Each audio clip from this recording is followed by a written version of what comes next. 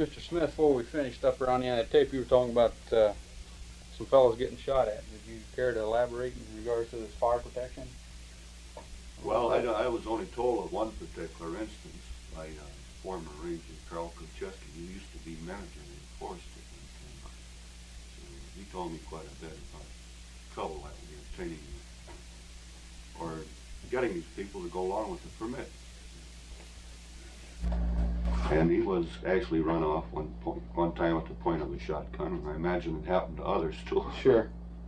There's plenty of shotguns in the country. But harking back to the working hours of the lumberjack, you probably remember Moonlight Pike, Alton. Oh, very well. John? Yeah. Who's that? Moonlight Pike. He ran camps for Hines. Yeah, he was foreman for Hines. And he got his nickname of Moonlight because he took his men out by moonlight to go to work and brought them back by moonlight. Yeah, I remember one instance that happened with a crew. They was working down in, well, south of Connors Lake. Well, Bob Pike used to have a camp there. There was another camp not too far away. They was all working in the same area, and this day it was snowing pretty hard. And along about 3 o'clock in the afternoon, this one crew came walking in. And old Bob East watched them go, and didn't say anything, and finally one of the fellows working for him says to him, Bob, he says, how hard would it have to snow, he says, before you tell your crew to go in? Boy, he says, I would certainly hate to see it ever snow that bad. That's the kind of a guy he was, too. And that time they're telling about him, this crew went by his crew early, that is, before he was ready to leave. This fellow mentioned it. He says, the crew is beating us in tonight, Pike. Well, he says they won't beat us out in the morning. Some of these guys are pretty rough on their crews, were they? Well, They was back in those days. and you never seen the camp only Sundays in daylight. These sawyers that saw down 3 or 4 trees this night to have something to work on till daylight in the morning. You get to the woods, maybe walk 4 or 5 miles to get to where they were working. Conditions like that have changed. I mean, Changed, that's what definitely, very definitely. Being a greenhorn, could you explain a little bit how you think this business has changed in terms of conditions? Or, of course, this brings in a lot of factors. I don't know whether you care to go into it. But Well, there really aren't any logging camps around here anymore, what you would call real logging camps. Occasionally you have these operators, we call them gyppos now, just run a small camp, maybe 3 or 4 men, and they cut for the head contractors. Actually, they're subcontractors, and they cut for so much a thousand, so much a cord, and then pay their men by the hour. And those camps, the few that are left, are run pretty much like the old days. You still have poor bunkhouses, cracks in the walls you can throw cats through. There aren't very many of them, they're very scattered. The last ones I actually saw was back in the 50s when we were logging a blowdown in a big block. We had 5 camps in there like that at that time. The only decent camp was run by Pete McAlone's. Pete ran a lot of big camps before that. Yeah. But in his camp, first thing you got in the morning was a glass of wine. Yeah, it's kind of wake you Before up. breakfast, wake you up. a glass of wine. Glass of wine.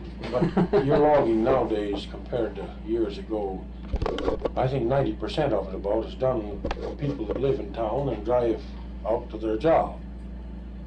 And most of them don't put in too many hours anymore. 40 hours a week would, well, if you hire somebody, that's all you can work from anyway now, and they adhere to that.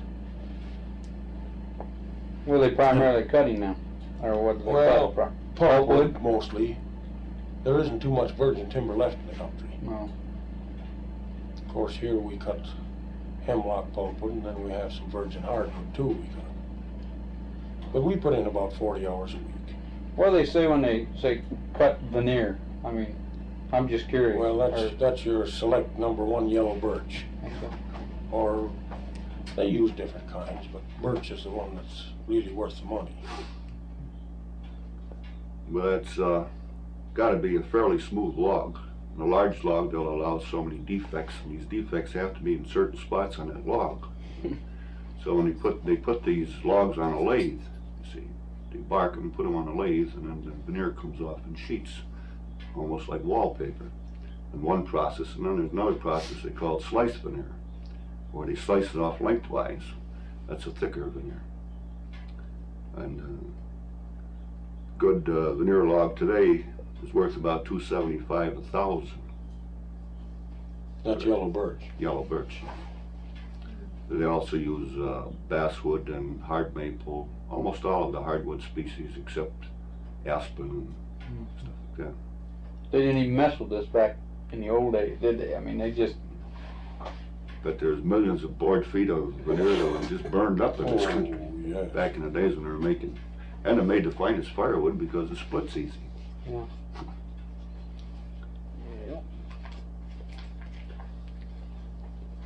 Well, I was going to ask you some questions about the rise of, quote, the tourist business around here. When did it kind of get on the upswing, you might say? Or when did it first start? People coming in wanting to fish, see the scenery, this type of thing. When did it kind of hit a peak? Or not a peak, but when did it get started? Let's put it that way. Well, I don't know. In this resort here, I think we've always had a good business. I can remember back in the old days when you had to have a guide to get anywhere in this country, we had as high as 16 guides working here. And we used to get good crowds then. I think this place has been pretty stable as far as business is concerned, don't you, John? Yeah, I think so. Most of the old timers like Feely and them fellas, they're all out of the ring. But what has happened, a lot of those joints are just honky-tonks. Yeah. And there's a lot of people doesn't like that kind of stuff. A lot of people come to her just for that reason. They figure that it's quiet, nobody bothering them, no rough house stuff, no saloon. People bring their family up, leave them here, and they're all right. The name of this place is Boyd's Mason Lake Resort. Isn't this on Long Lake? Yeah. Where's the Mason Lake come into? Well, at that time, what I've always thought was several long lakes in the country here, but my dad probably wanted to make something different, see? Well, there used to be an old road pass here called the Mason Lake Road too, at one time. Didn't that go right fairly close to here? Well, it was down here on 70s now. That was the original? Hmm? That was the original Mason Lake Road? Yeah, well, it come down here to the old slough, Yeah. and then come up in here around the end of the lake. Mm-hmm. Well, that's an old timer. But it's been relocated. I mean, it's not in the same position any longer. Well, the old road is still there. Yeah. And that swing around the north end of Pelican Lake there? Yeah. One time, and then down into Mason. That went from there down the river, and it also went over to Payne's Farm. They forded the river there. Mm-hmm. Smith and Hanson was logging in there, and this Hanson was quite a farmer. He used to raise the grain for the horses in the winter.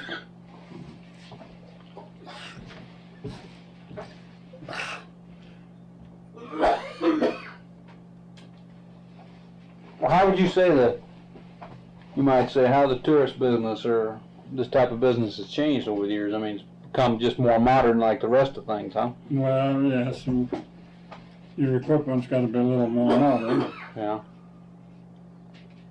When this place was originally started, how many cabins did you start with, or how's it grown over the years? To start with, there wasn't any cabins at all.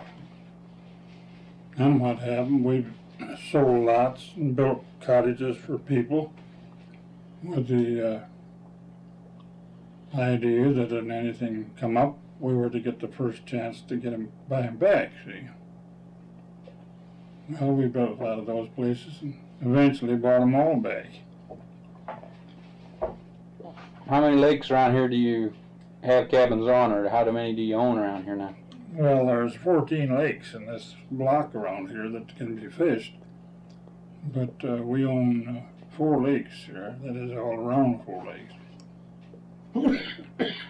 And we got, well, we did have 21 cabins, but we only used about 17 of them.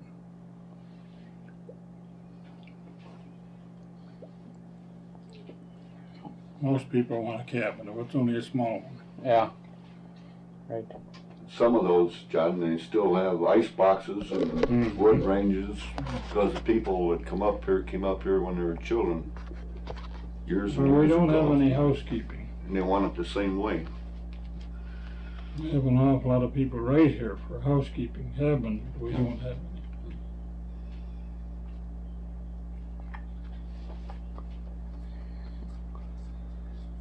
Anybody have anything they'd like to add on this tourist aspect of it? Just speak up. I kind of exhausted what I was going to ask there.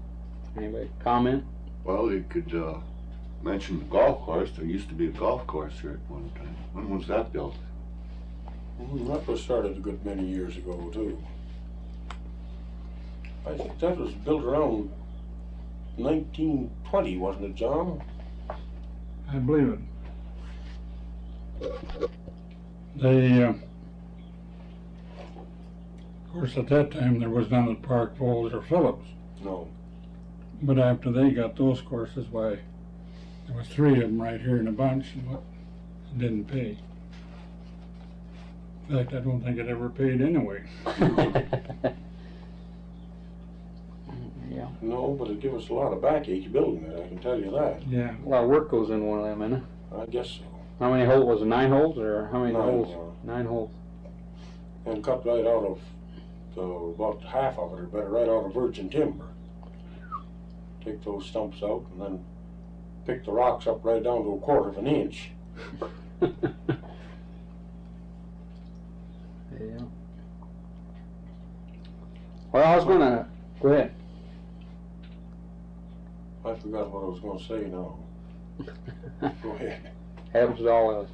I was gonna ask you, back in the late 20s, 30s, in Sawyer County, I know for sure, but in some other areas there was some illegal beaver trapping, illegal booze going on around here. Do you have any comments you'd like to make on that? Any stories? Some of the people involved in it? Don't want to rattle any skeletons, maybe. I'm not trying to be that prying, but add a little to that. In the early 30s, I used to do considerable beaver trapping myself. In fact, I done enough that the state of Wisconsin hired me for a state beaver trapper. Yeah. And I trapped for the state for about 3 years. as I understood it, there's a lot of these men would trap beaver illegally, and then they would sell the beaver blankets, I think they called them in, didn't they? Or maybe they still do, for that matter. Yeah.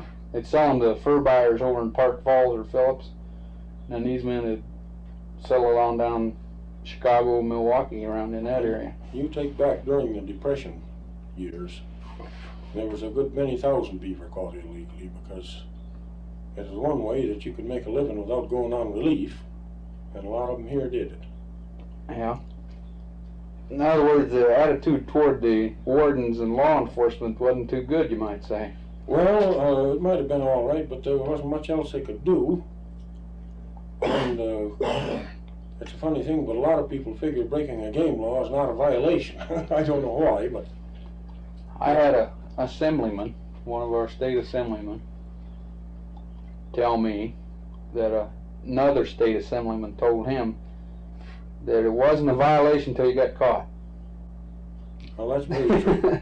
It was just earning your living up till then. When you got caught, it was a violation. Well, I think part of it was overlooked by the wardens too. There was a lot of it overlooked. Because they realized these people had to live too. Well, wasn't there, you might call a gangster element involved in that to a certain extent up here? They'd sell they'd buy furs up here, or they'd sell booze that they got out of Chicago up here for these skins? Well, there's no question about that, and it was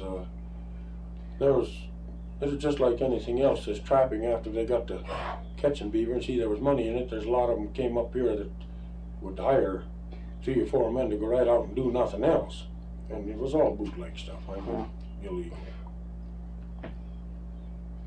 Some pretty big names as far as hoodlums of that period came up here in this area, wasn't there? Oh yeah. One guy I heard a story about is Joe Saltus. He built a big place just a little ways from where my home is, over on Barker Lake.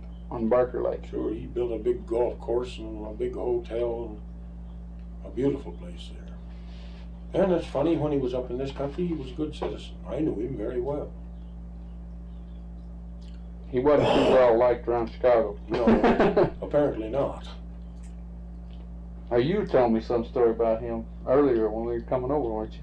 Would you care to repeat it, Mr. Smith? Oh, at the time that they were looking for him Yeah. so long in Chicago, I lived down there at that time, just outside of Chicago.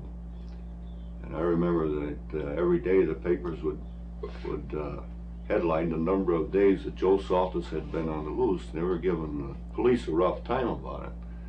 Apparently the police knew where he was all along, because I saw him every day myself during those periods. I was just quite a young kid at the time. And I was living with a bachelor who was a deputy warden for the Cook County Forest Preserve District. And Joe Saltus was staying in a tavern and resort near Willow Springs, Illinois. And after work, this warden had the habit of stopping in at this place for a couple of boosters. And of course, I'd go along and have a sarsaparilla with him.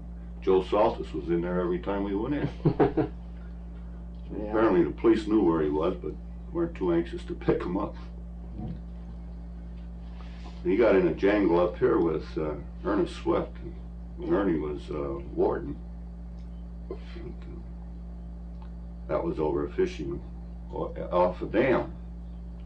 Catching a lot of muskie then, wasn't he? Down below the winter dam. Well,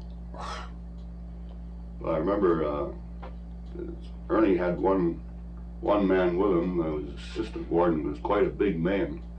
And Joe Saltus, of course, had his bodyguards there at the time. And one of the bodyguards reached for his pocket. The assistant warden come up with a gun. He says, "Whatever you're reaching for, it better be a handkerchief." Yeah. Well, there was another one too that built that place over on Chief Lake. McCurlin? No. Maliga? Capone. No, Al What was that? Al Al Capone. Capone, Yes. He'd come up in here quite a bit.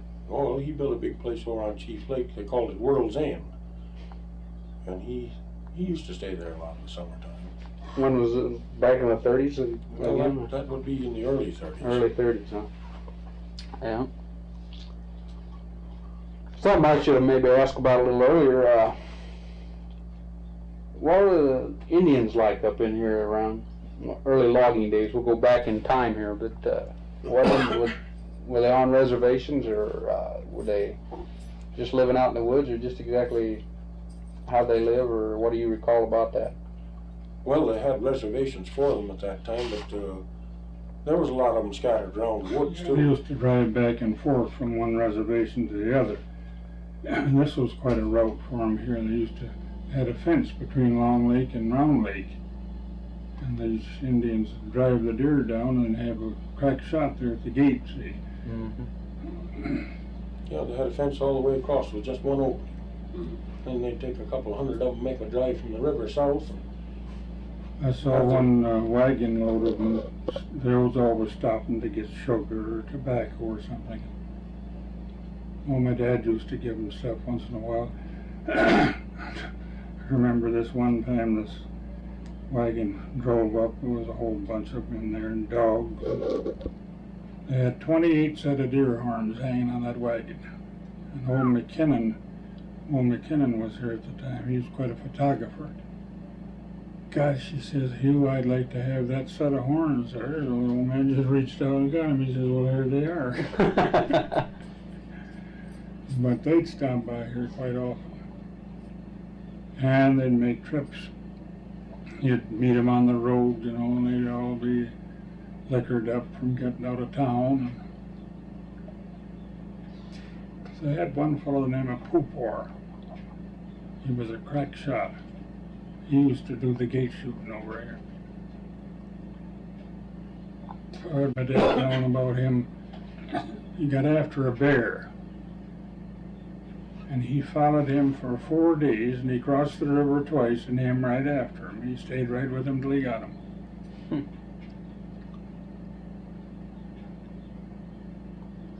See him up there one time coming out on a trail.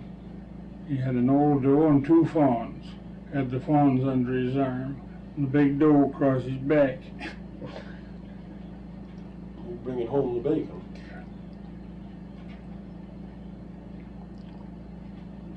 Well, one thing I can remember when I was younger, those Indians, when they was traveling around, they used ponies then too. They'd come on a big string of ponies. They'd go all the way from Coulderay all the way up to Ashland and over the Lac de Flambeau. Dana, they'd travel back and forth with ponies. Of course, now they're all motorized. Yeah. Yep. Never had any trouble with them. No, we never had any trouble with them. They had more trouble among themselves than anything else. Yeah. They don't think nothing of sticking a knife in one another once in a while. They never worked in any of these camps. Oh yes. Did they? Oh yes. Some of those Indians was good with them. When you got a good one, they were really good. Is that right?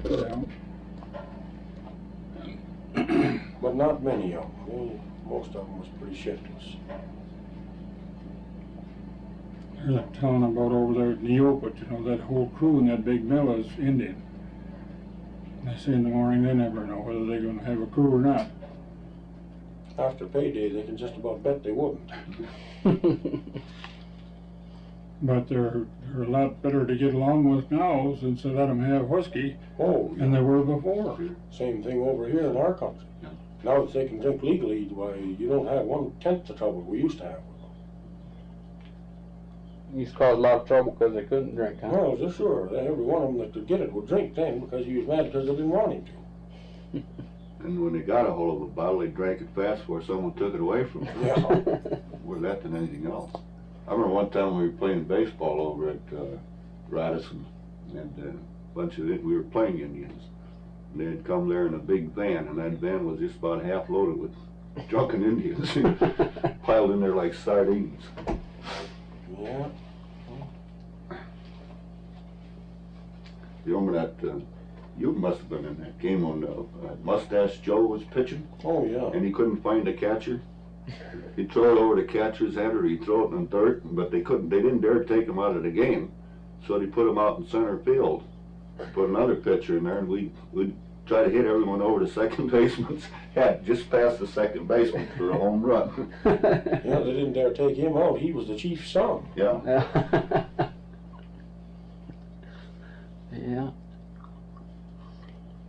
What could you tell us something about the early towns back in these days? What they consisted of primarily, or were they just mostly saloons like you mentioned earlier, or consist of sawmills, or just exactly what?